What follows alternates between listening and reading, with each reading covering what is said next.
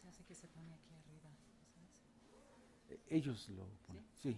Bueno, buenas tardes. Vamos a comenzar. Vamos a comenzar esta que es la segunda sesión del módulo 2, que se llama Movimientos Estudiantiles Contemporáneos. Damos primero también la bienvenida a quienes nos acompañan en las sedes foráneas, que son la Universidad Autónoma del Estado de México, la Benemérita Universidad Autónoma de Puebla, la Escuela Superior de Comercio y Administración de Santo Tomás, la Facultad de Estudios Superiores Aragón, y a partir de hoy nos acompañan también de la Universidad Autónoma de Yucatán. Buenas tardes a todos, y el día de hoy corresponde, como decía, la segunda sesión de este módulo 2, que está dedicado, va a estar dedicada a Europa y Norteamérica, es decir, los movimientos estudiantiles que recientemente se han dado en el viejo continente, en los Estados Unidos y en Canadá. Y quien va a estar a cargo de la sesión es Marion Lloyd. Marion es licenciada en Literatura Inglesa y Romance de la Universidad de Harvard.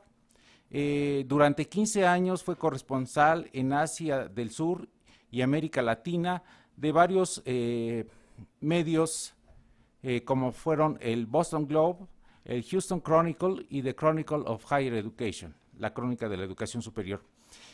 Actualmente Marion es coordinadora de proyectos de la Dirección General de Evaluación Institucional de esta universidad, también es integrante del Seminario de Educación Superior y columnista del Campus Milenio, y está a punto de graduarse en la Maestría de Estudios Latinoamericanos de esta universidad. Pues no, sin más preámbulos, le cedo la palabra a Marion. Esperamos terminar por ahí del cuarto para las 7, 20 para las 7, para que más o menos calcules tu tiempo. Adelante, Marion. Buenas tardes.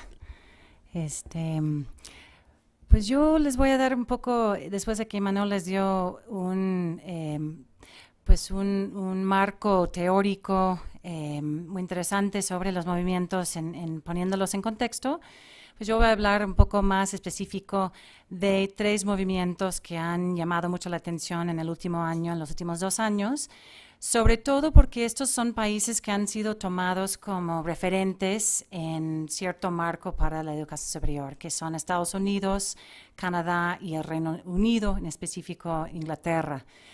Y pues sin embargo, como demuestran las fotos aquí, esto es el panorama actual de estos supuestos éxitos, ¿no? Entonces, yo puse este título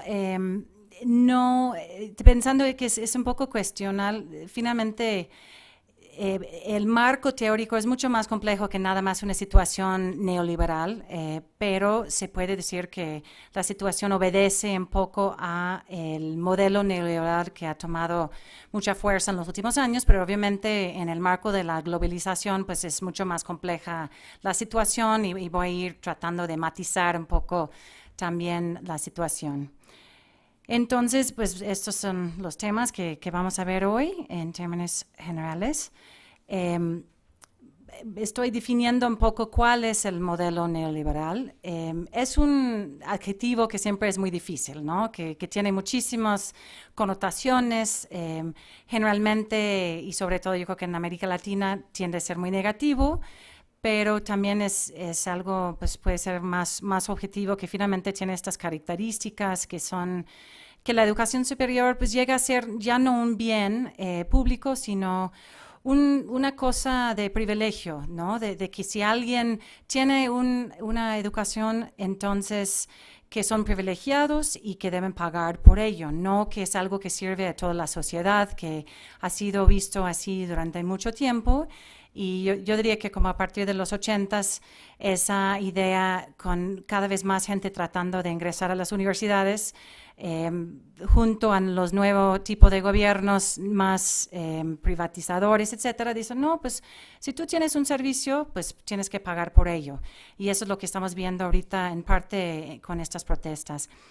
Finalmente, pues cada vez la carga financiera pasa más hacia los estudiantes y sus familias y como vamos a ver, pues a veces es una carga de por vida. No estamos hablando de que obtienes tu título y en 5 años, en 10 años ya estás libre, ya estás ganando bien.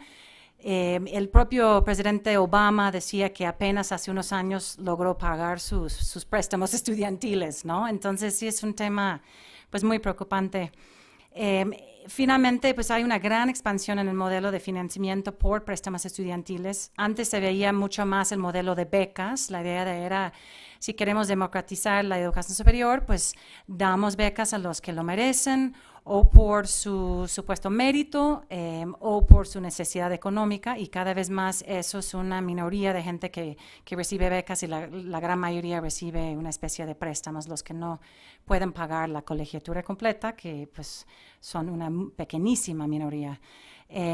Y hay distintos, pues vamos a ver ahorita más en detalle, pero hay distintos tipos de préstamos.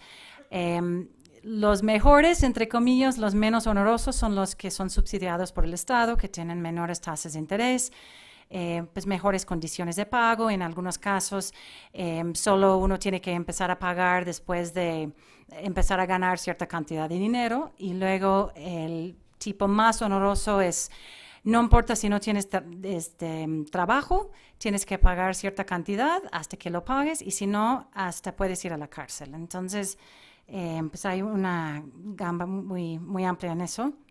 Y también, bueno, estamos viendo la creciente privatización de las instituciones de educación superior, realmente en todo el mundo, aunque el otro día hubo un caso que me llamó mucho la atención, que es como un reducto del pasado, que el pequeño país de Sri Lanka, que yo nomás pues me llamó la atención porque trabajé por ahí como corresponsal hace como 15 años, no tienen instituciones privadas casi y solo tienen como un 15% de la población de matrícula bruta, que es bajísima, a pesar de que tienen nivel de ingresos mucho más altos que otros países en la región. Entonces, hace unos días, empezaron a haber manifestaciones porque el gobierno quiere abrir el sector al sector privado. Y la gente dice, ¿por qué? Si siempre hemos tenido acceso gratuito. Y el gobierno dice sí, pero solo a un grupo muy reducido. Y se ha llegado a ser tan tensa la situación que el gobierno cerró todas las universidades del país.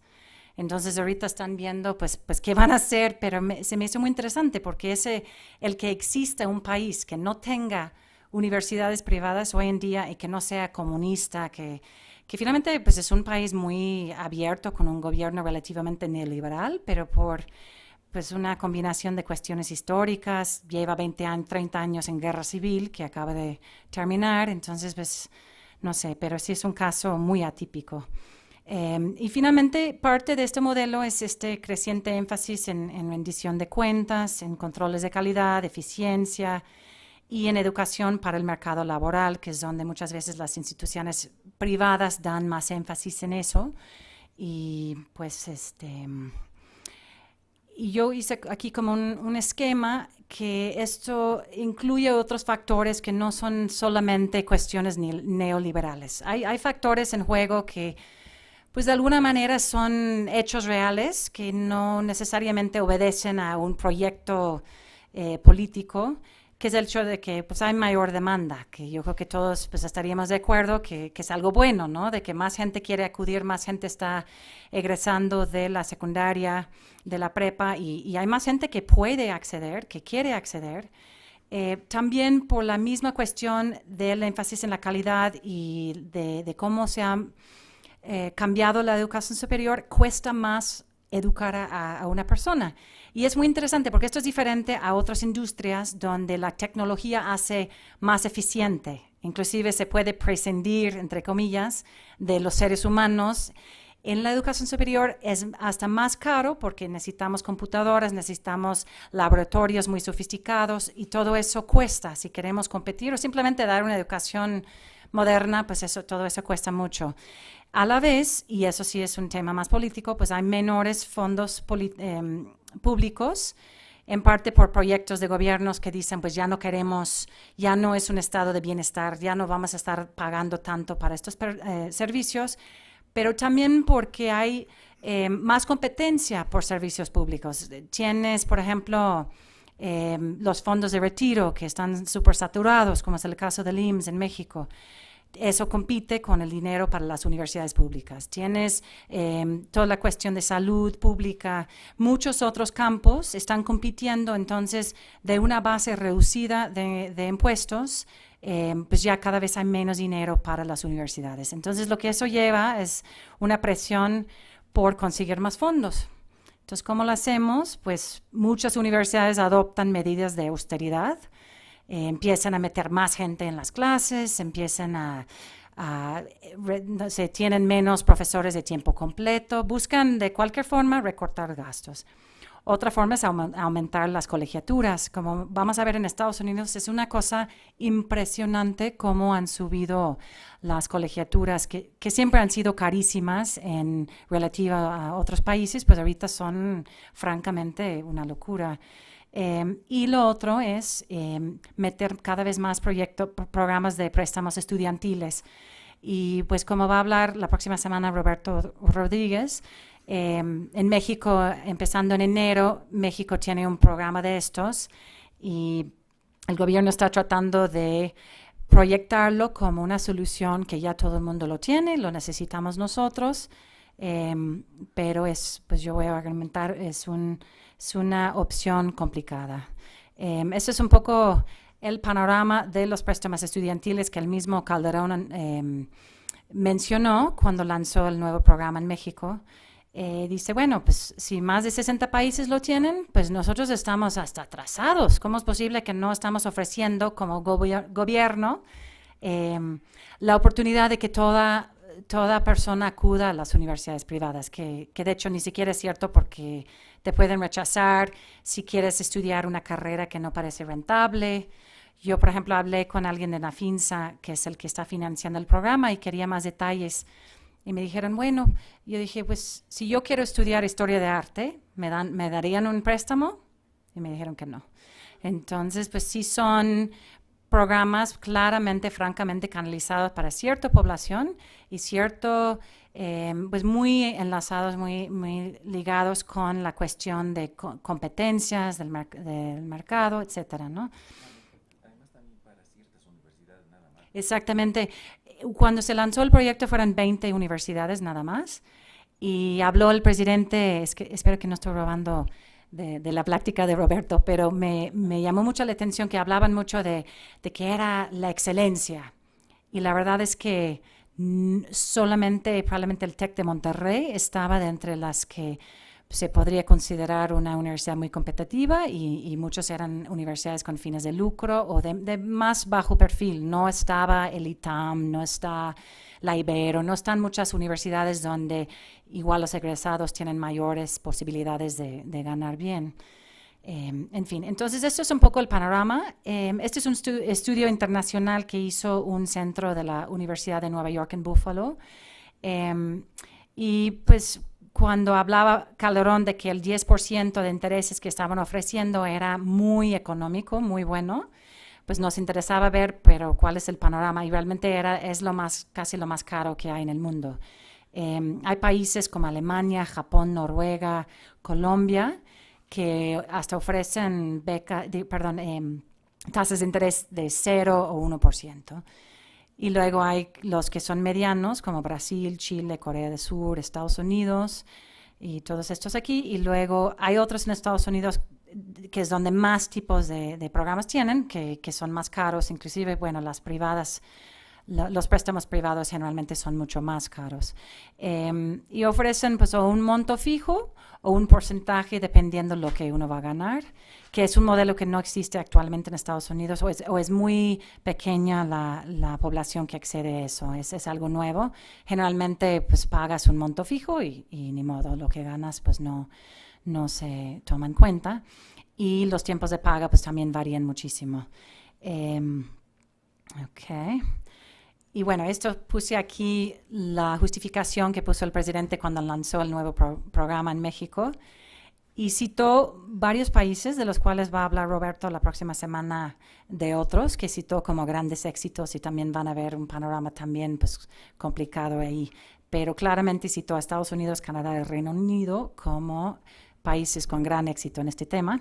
y dijo que dos cosas, que ayudan a democratizar el acceso y que aceleran la ampliación de la cobertura.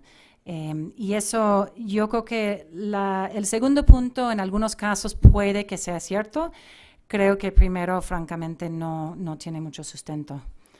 Y bueno, yo pongo aquí, esto es una protesta que salió un poco como el movimiento de ocupar Wall Street.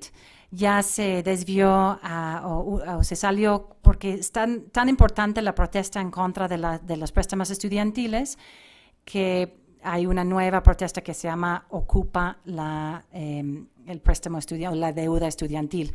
Entonces hicieron una protesta aquí ahí en Nueva York y pues están cargando unas hojas con lo que deben, ¿no? $58,000, $35,000 y pues son deudas bastante grandes.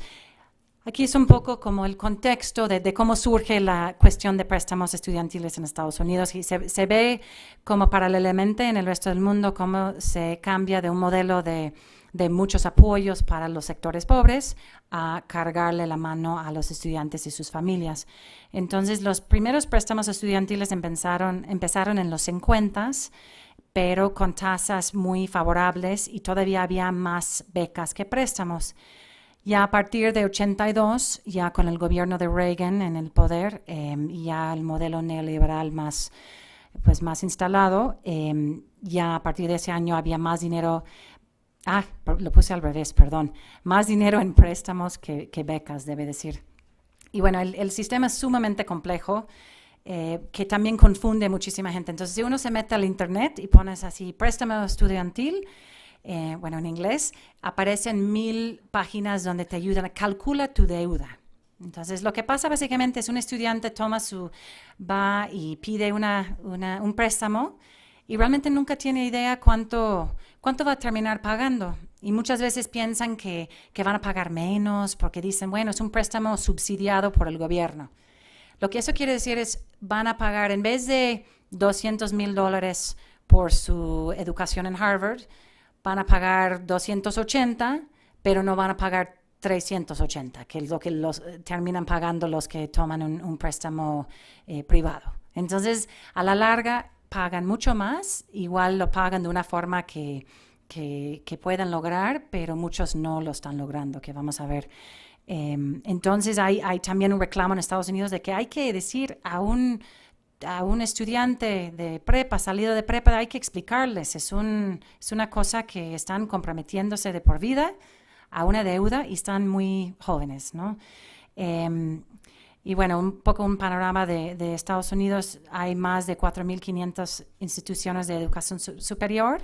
Es un sistema sumamente diverso que va desde las universidades muy famosas de investigación hasta los colleges, que algunos sí hacen investigación, pero están más enfocados en la enseñanza, y los community colleges, que generalmente son de 2 años y son más enfocados, y mucha gente pues transita de un community college a una universidad de 4 años o simplemente se quedan con ese título.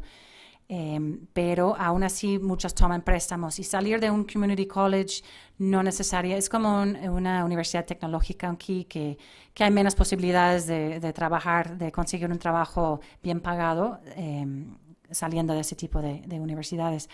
Y bueno, hay las estatales, las privadas y la relativamente nueva modalidad que son las con fines de lucro, que muchos preguntan cuál es la diferencia entre una universidad privada y una con fines de lucro, que se supone que una universidad privada pues busca ganancia, pero realmente la diferencia es que las privadas tienen que reinvertir sus ingresos, sus ganancias, y las con fines de lucro las pasan a sus accionistas, que dicen, nosotros somos un negocio, y el que estemos en la educación, pues eso es irrelevante, podríamos ser un cine, lo que sea, ¿no?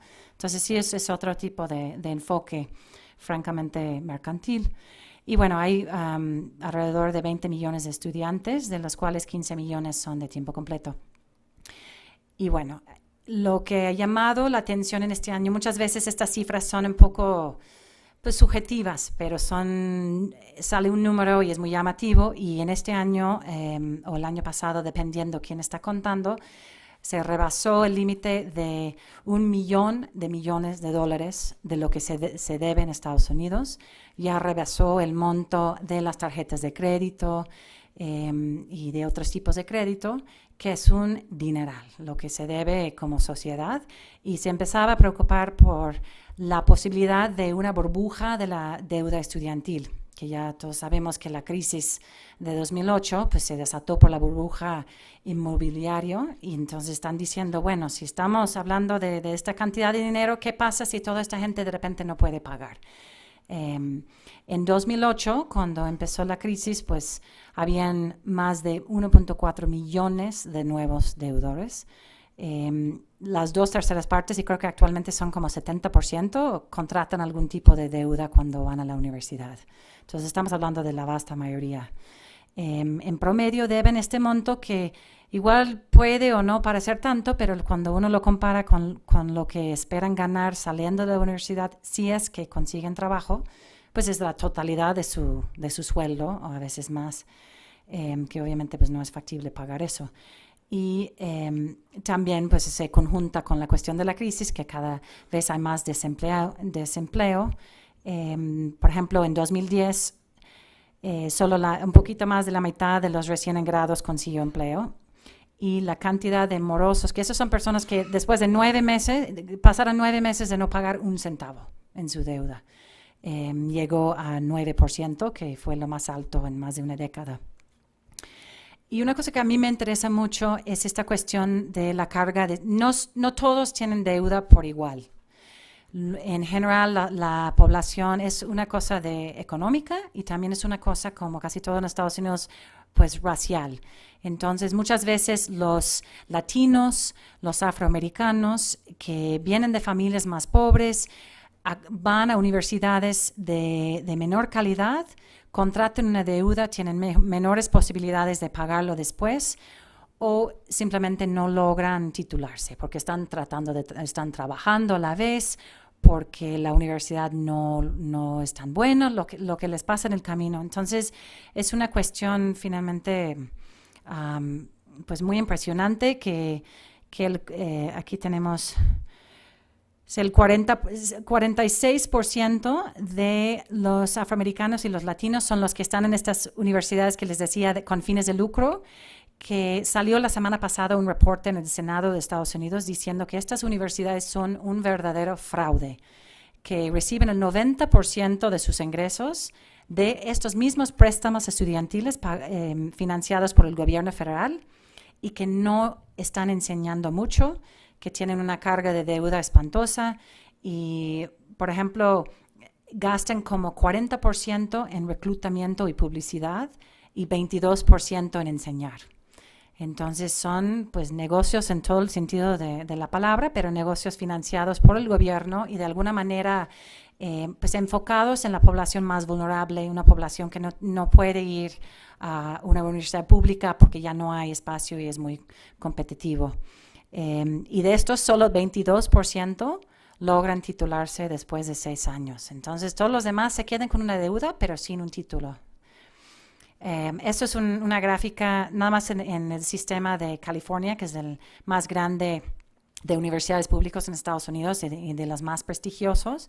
El estado de California está pues enfrentando problemas económicos muy fuertes, por eso se eligió al gobernador, ¿no?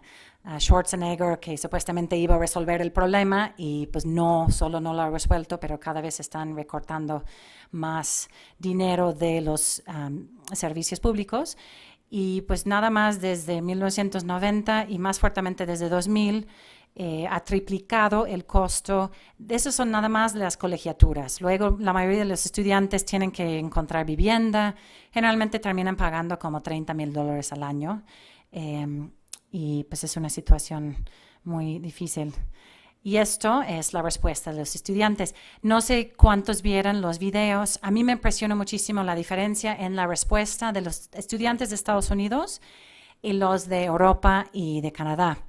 Y la verdad es que yo había visto muchos recortes de prensa, no había visto en vivo estas protestas. Sí es otro tipo de protesta. No tenemos en Estados Unidos una cultura desde la guerra de Vietnam de protesta masiva, de tomar las calles, no sé, como que de esa cosa de masas, de enojo, no sé, es una sociedad finalmente, pues ha sido en los últimos 30, 40 años más, no sé cómo definirlo, pero más tranquilo, con menos revolta.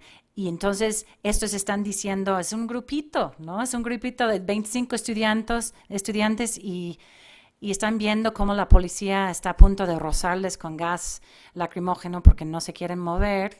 Y todo es así como en cámara lenta. Pero finalmente este video que ustedes vieron, pues corrió por la red y causó un impacto enorme en el gobierno federal, que están viendo cómo ofrecer alivio a todos por la deuda, de qué forma podemos resolver este problema con un grupito así. A pesar de que no están tomando reforma, no están bloqueando la carretera a Cuernavaca, pero este tipo de movimiento también tiene impacto y yo creo que pues este tipo de imagen es muy poderoso. Y bueno, como decía, ha llegado a ser un tema de mucha importancia, inclusive a nivel federal en las elecciones. El presidente Obama ha tomado este tema como suyo. Ha dicho, yo voy a ser el presidente de educación superior y vamos a resolver la situación.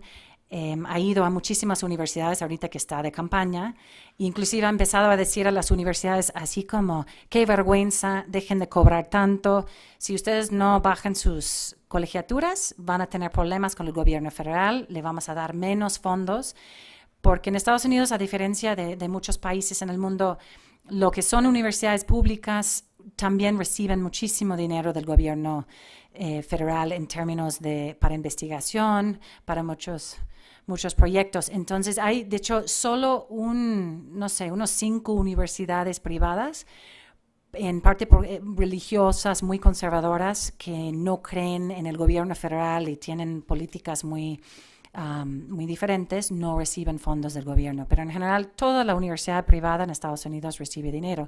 Entonces, pues eso es una amenaza que pesa, aunque no ha detallado cómo funcionaría, ¿no? Y hubo una batalla porque en julio, el 1 de julio, iba a subir la tasa de interés de 3.4 a 6.8%. Y el gobierno, bueno, Obama hizo lobby y logró que se bajara otra vez a 3.4% por otro año más. Pero es una bomba de tiempo y realmente nadie sabe bien cómo resolverlo. Pero otro tema que está muy candente ahorita en las elecciones es el tema de las universidades for profit, que como en México, pues, como la UNITEC, la Universidad de Valle de México, ahorita cubren como el 10% de la matrícula en Estados Unidos y hace una década yo creo que fue como 2%. Entonces han crecido muchísimo y el candidato republicano Mitt Romney está diciendo, bueno, no están tan mal, realmente ofrecen servicios, es una oferta que necesitamos, vamos a ver cómo resolvemos algunas dificultades, pero en general está apoyando este sector, mientras Obama está empujando más controles. Por ejemplo, alguna de estas investigaciones salió que mienten, a los futuros estudiantes. Dicen, si usted va a mi universidad, cuando sale va a tener un 80% de posibilidad de conseguir un buen trabajo. Y pues francamente no es cierto, o mientan del porcentaje de sus egresados que consiguen empleo en tanto tiempo, usan prácticas de reclutamiento muy agresivos, de hacer cientos de llamadas a posibles interesados. Van, por ejemplo, también ven mucho a los soldados, ven en los militares como un grupo cautivo que recibe mucho dinero por parte del gobierno. Entonces dicen, bueno, ustedes tienen dinero por parte del gobierno para ir a la universidad, pues mejor vengan a nuestra universidad. Y en este reporte de 200 páginas que acaba de salir en el Senado, por ejemplo, hablaban de que sus reclutadores iban a los hospitales militares para hablar con los soldados que si perdieron una pierna, decían, bueno, pues ahorita usted no puede trabajar en otra cosa, pues mejor véngase a mi universidad, hay una expresión en inglés que se llama ambulance chasers, los que van detrás de la ambulancia, ¿no? Los abogados buscando clientes, pues es un poco ese tipo de fenómeno. Ok. Y bueno, vamos a pasar a la situación en Gran Bretaña, que sí es un caso pues bastante diferente. Nada más viendo las fotos se ve que mucho más fuerte. Empezaron hace 2 años y en este caso el movimiento empezó muy mezclado con la cuestión de falta de oportunidades en el trabajo, frustración en general por los jóvenes con el recorte de servicios. Pues Gran Bretaña, a cambio de Estados Unidos, es un país que ha tenido un sector tienen servicios públicos mucho más fuertes. Por ejemplo, no sé cuántos vieron el principio de las Olimpiadas y todo el enfoque en Londres sobre su servicio de salud público, que es como el orgullo de Inglaterra. Pues también sus universidades han sido casi gratis hasta bastante recientemente, entonces es otro modelo. En Estados Unidos nunca ha habido educación superior gratis y casi en el resto del mundo pues siempre ha habido reductos de eso o ha sido la norma. Y en Inglaterra pues eso está cambiando fuertemente y ha sido un choque para la sociedad. Entonces, pues como pongo aquí, ha sido un sistema más progresivo. Actualmente inclusive dan mucho más dinero en becas y en préstamos para gente con bajos recursos. Tienen sistema de que no pagas un centavo hasta que empiezas a ganar 30,000 libras al año, algo así como $45,000. Entonces, de alguna manera buscan la forma de hacerlo más accesible, pero este panorama pues sí ha sido muy dramático, los cambios desde el gobierno de Margaret Thatcher y sobre todo desde un reporte que hubo en 1998 que dijo, ya no podemos sostener esto por parte del erario público. ¿Qué hacemos? Que estos reportes surgen en países en todo el mundo. Y ahí pues decidieron introducir las primeras colegiaturas por 1,000 libras, que bueno, hoy en día sería más o menos $1,500 al año, que comparado con las colegiaturas en Estados Unidos pues no era tanto, pero pues sí es una diferencia. Y el dicho que puso el señor que elaboró el reporte era que los estudiantes deben compartir responsabilidad por el costo de la educación superior. Ya eso es un hecho en muchísimos países, pero en ese momento fue un shock y fue un cambio total de filosofía de que ya no es un bien público la educación, sino es un bien privado que cada beneficiario tiene que aportar algo. Y bueno, en el Higher Education Act de 2004 lo subieron a 3,000 libras, empezando en 2006. Y bueno, aquí es el reclamo masivo a partir del nuevo anuncio que está tomando efecto para este año escolar, que ya van a empezar a cobrar hasta 9,000 libras. Y otra vez, eso nada más, eso es solo una parte de lo que le cuesta a un estudiante ir a la universidad. Tiene que en su gran mayoría pues tienen que pagar por lo menos lo mismo en gastos de vivienda, en libros, en todo lo demás, entonces se puede duplicar eso.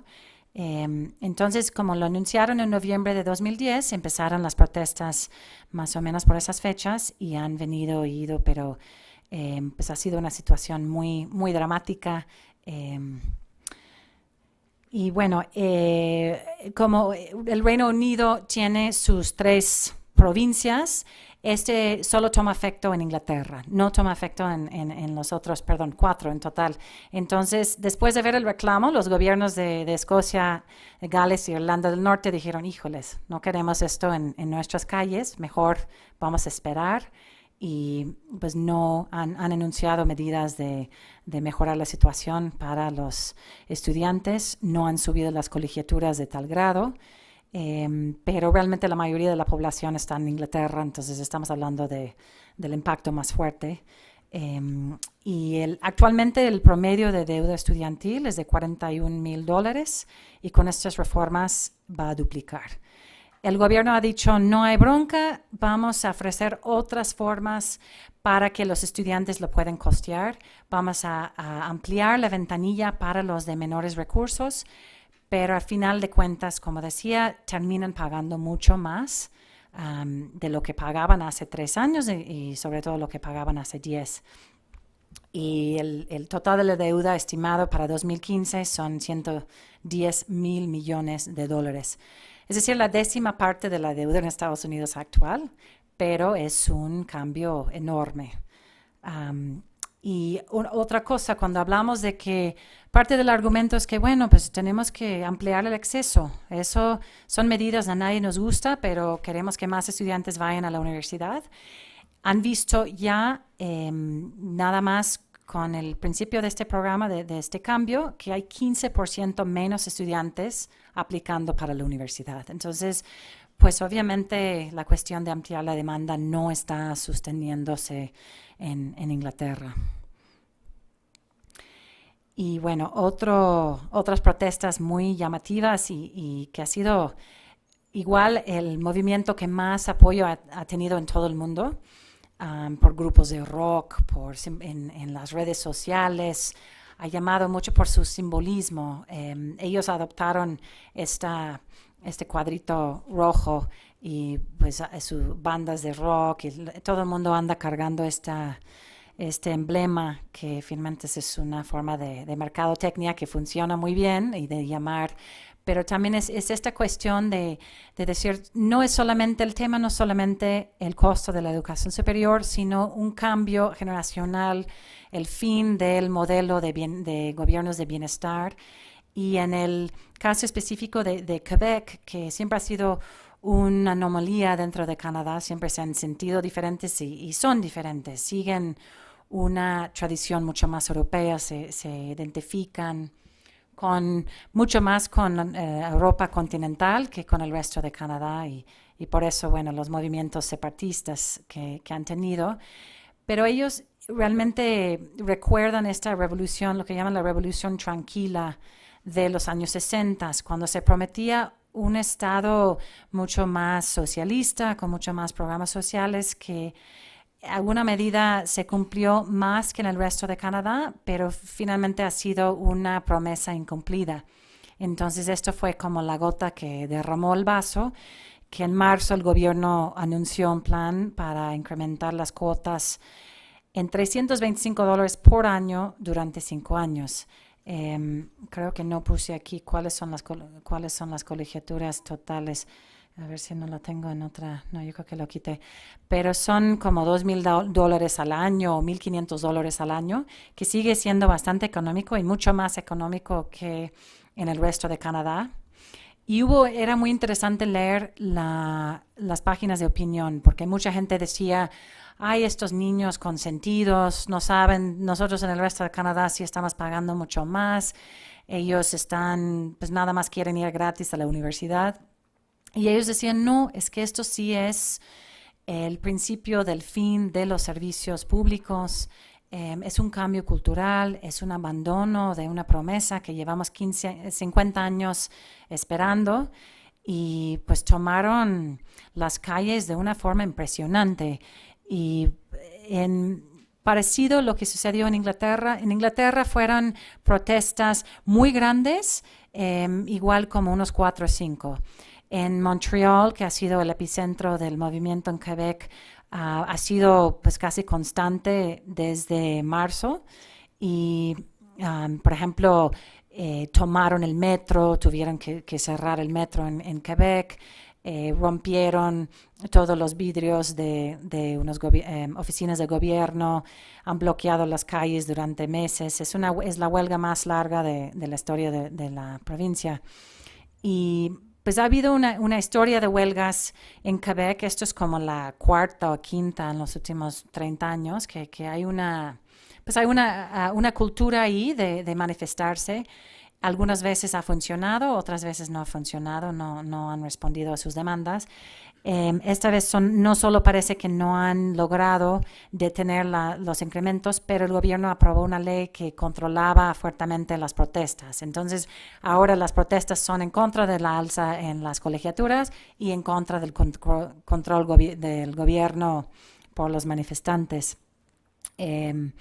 Entonces, otra diferencia, ellos dicen, sí tenemos colegiaturas más económicas que el resto de Canadá, pero gastamos muchísimo más en prepas privadas, porque hay un sistema donde las prepas, siempre hay una tensión en Quebec entre los que piensan que debe ser 100% en francés y los que dicen, pues somos parte de Canadá, queremos aprender inglés y queremos tener oportunidades de trabajo en otras partes, necesitamos el inglés. Entonces, realmente para aprender inglés necesitan ir a las prepas privadas que cuestan muchísimo más y un mayor porcentaje asiste a ese tipo de prepas.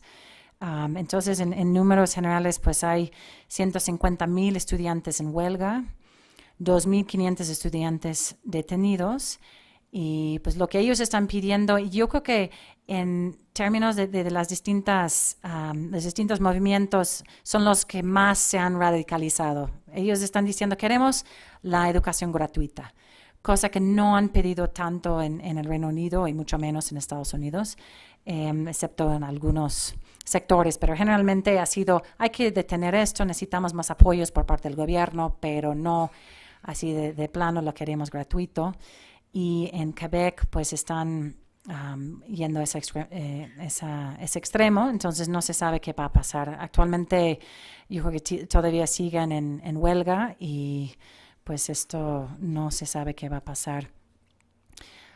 Pues aquí hay otra foto, otra imagen de la protesta en las calles, y ha sido también un shock, yo creo que para muchos de estos países que no tienen una tradición de violencia policíaca desde hace 50 años, y ha sido muy violenta.